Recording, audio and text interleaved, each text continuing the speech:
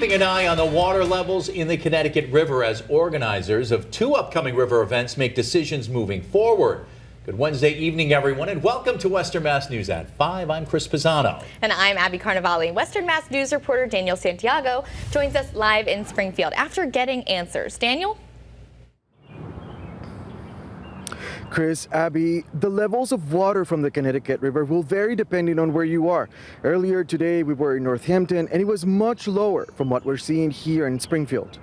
On Wednesday, the Connecticut River still flowing fast, keeping a pause on all water activities like fishing, boating, and jet skiing. The Springfield Fire Department is keeping a close eye on the levels. Fire Captain Drew Pamonte tells Western Mass News the river could remain dangerous a few more days or even weeks. Right now we're advising people not to go near the river or participate in anything around the river. You know, use caution if they're walking the river paths or any of that. Right now it's not safe to navigate the waters in the river. There's a lot of debris coming down from up north. We've learned coming events across Western Mass are also being affected by current levels of the river.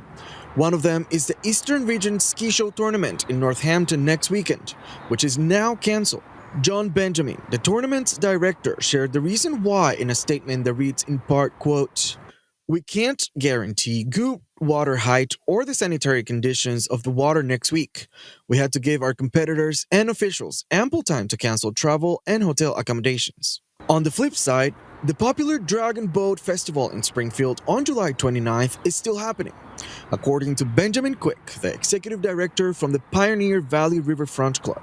That is, if we don't see any more rain.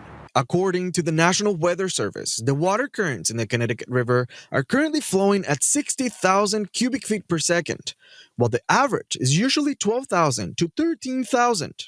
Pamonte says that's one indicator for not getting in the water just yet. Here's another one. You're looking at the ramps, and the ramps are covered. Most of the public launches are inaccessible right now. And when those are accessible, that's usually a good indication that the river is safe to travel on. Now coming up at 6, other efforts underway right now to determine when it will be safe to get back into the river this summer.